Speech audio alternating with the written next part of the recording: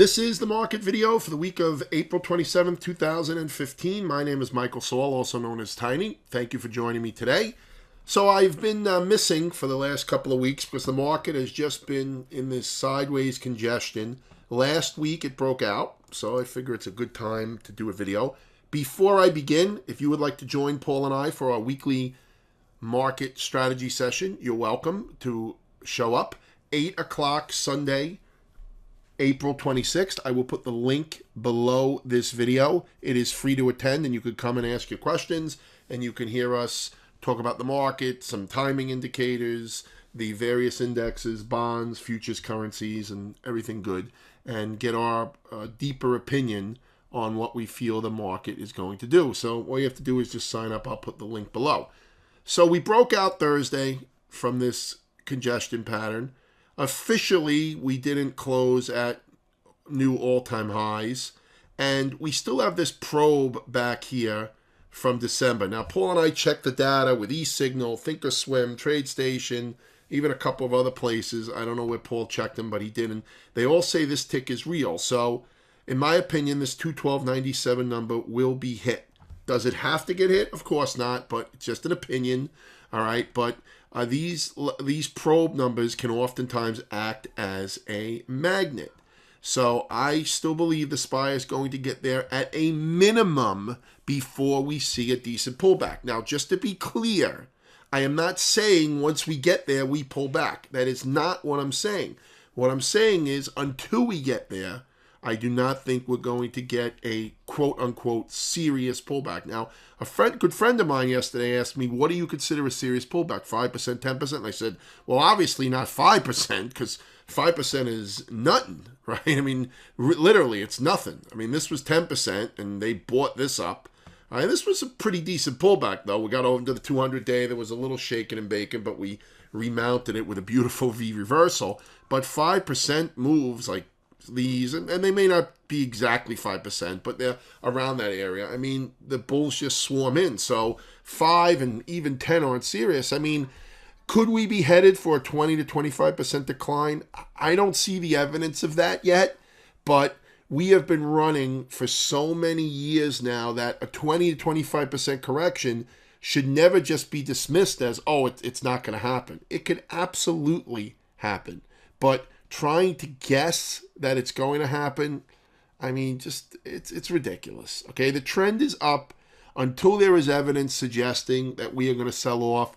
All these stupid gurus, I like to call them super gurus, but they're just stupid gurus. They're all calling for, highs in, and we're getting a huge pullback sooner than later. I mean, eventually they're going to be right, but for the past 4 years or whatever it is now, they've been dead wrong. Okay, not quite 4 years yet, but whatever, long enough. All right, they've been dead wrong, and I am not mocking them because they put themselves out there and made a guess. What I am mocking them on is that they don't see the other side of the coin.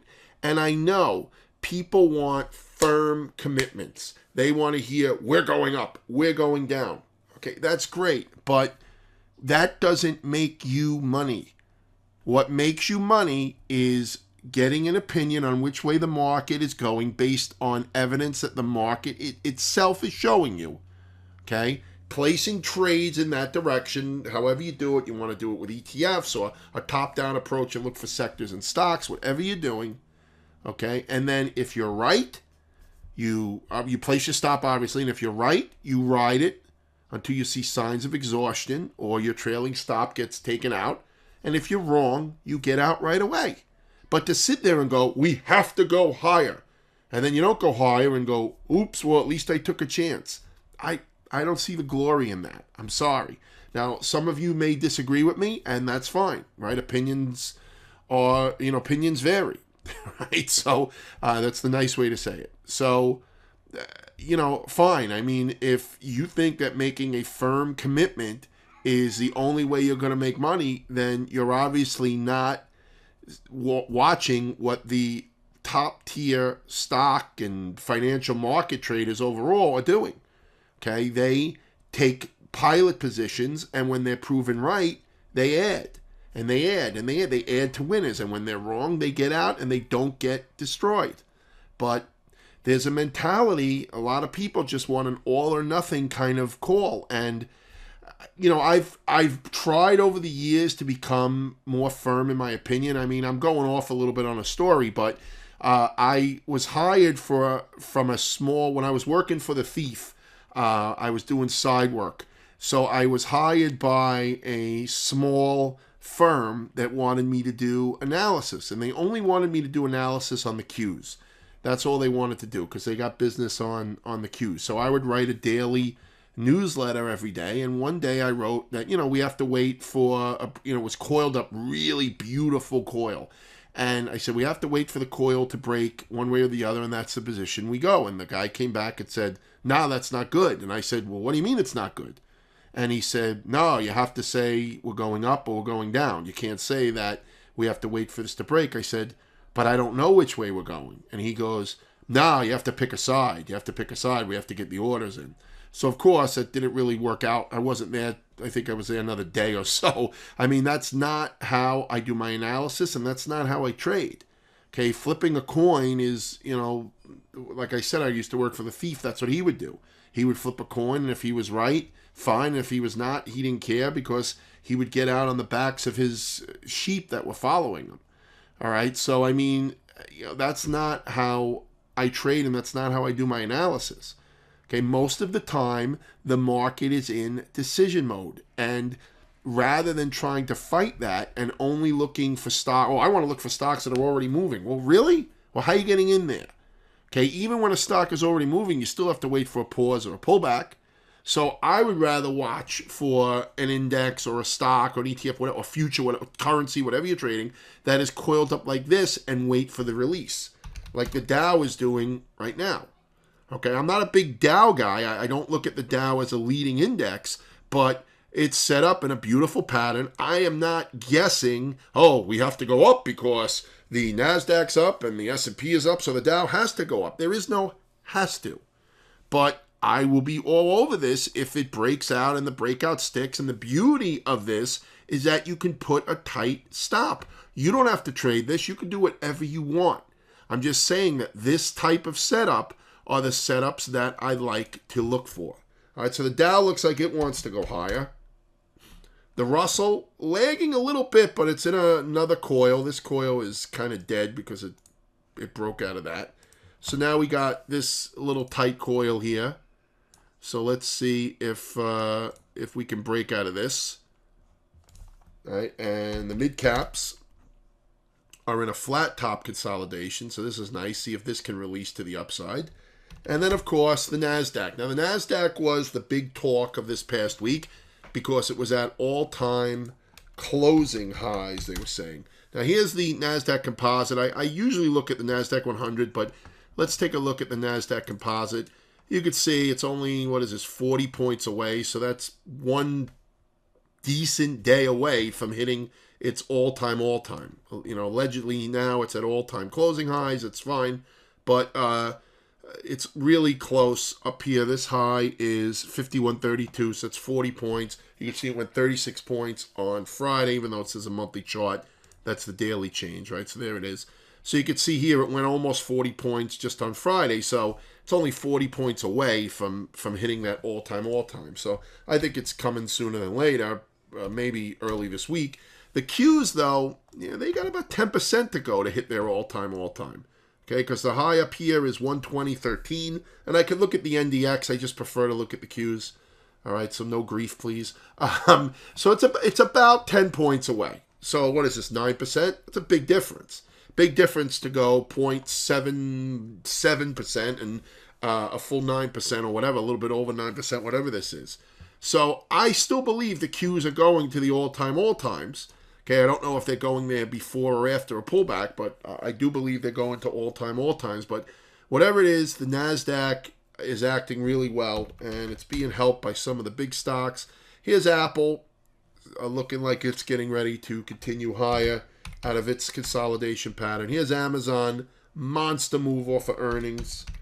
Okay, here's Google, big move off of earnings, but look, it ran into resistance and reversed. So Google's not really out of the woods yet. All right, let's look at some other NASDAQ stocks.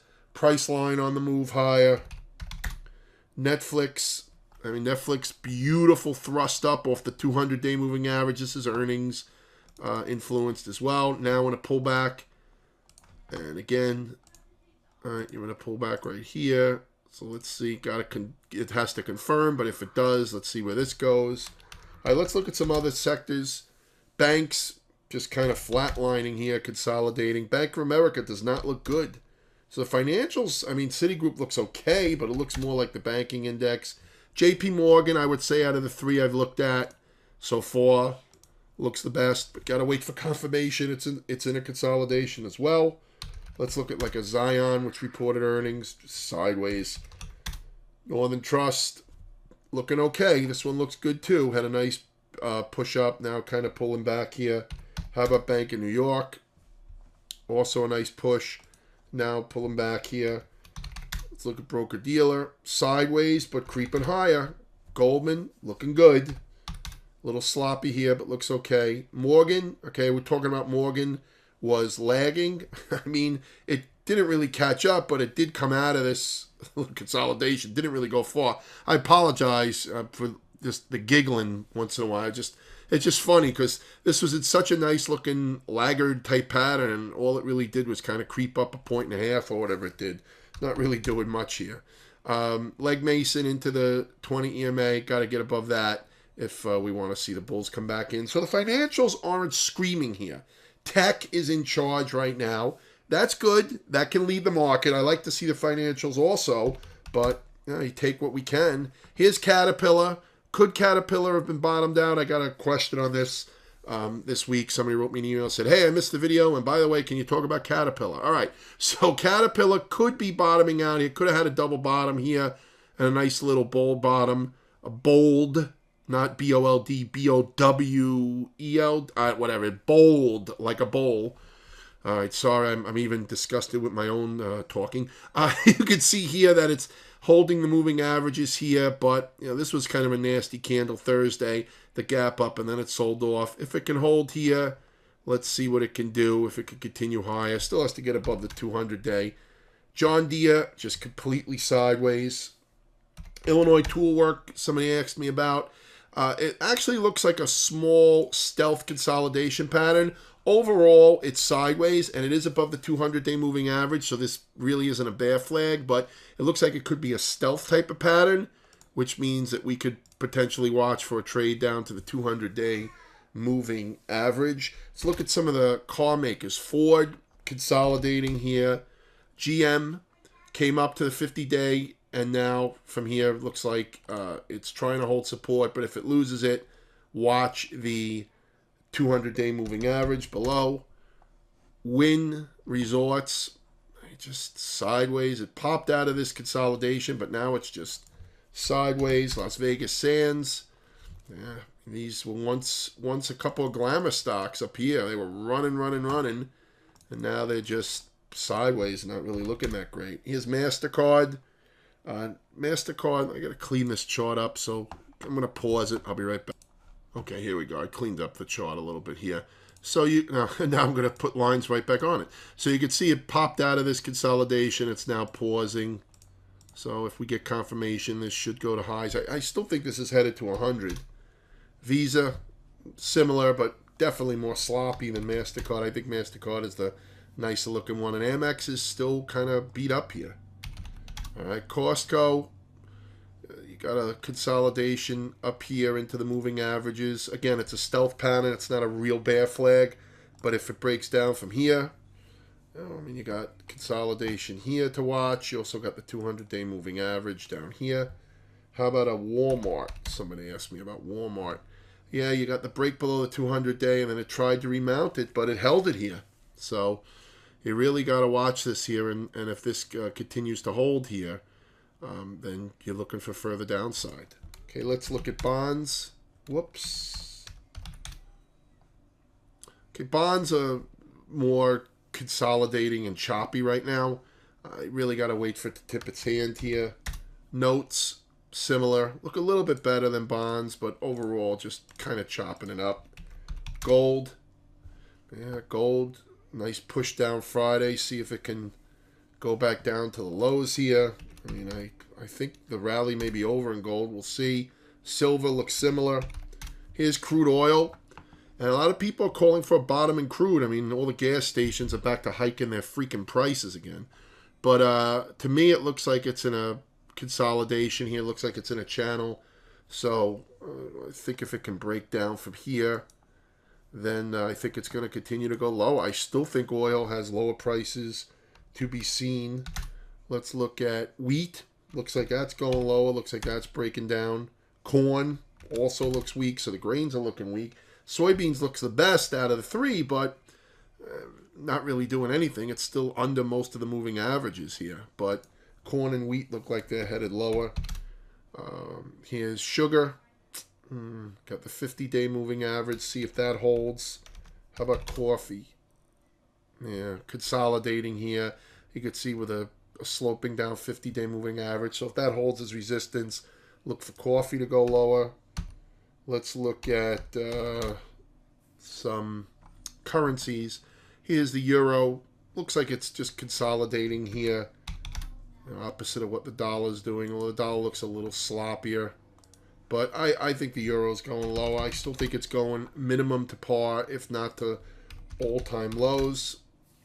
Aussie dollar versus the dollar, also consolidating here. Dollar versus the yen, just complete consolidation here.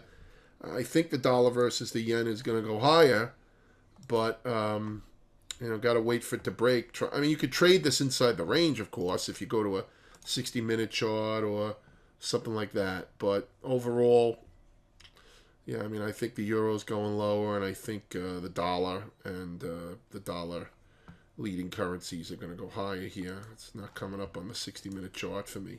So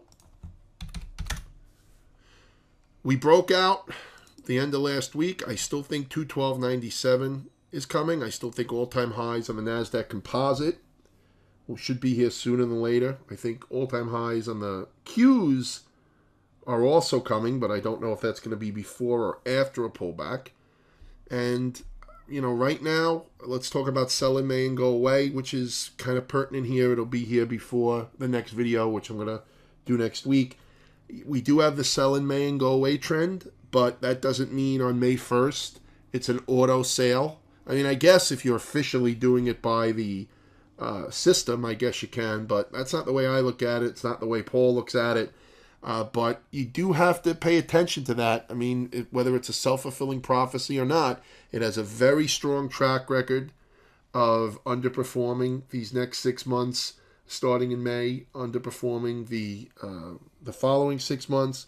So definitely pay attention to it, but just to randomly start selling because it's May 1st, yeah, I don't know. I'm not a big believer in that. So to me, it looks like we're going higher on the short term, but we are definitely extended, and a pullback should not surprise us. I just don't think it's going to happen. A significant one won't happen until at least we hit 212.97 on the SPY, at least until we hit all-time highs on the NASDAQ, and probably not until we hit all-time highs on the Qs. Have a great week. I'll see you in the market strategy session tonight, Sunday. I'm doing this on Sunday, so I'm saying tonight, but just in case you're watching it afterwards, it's April 26th at 8 p.m. Eastern. Talk to you in next week's video or in the emails during the week.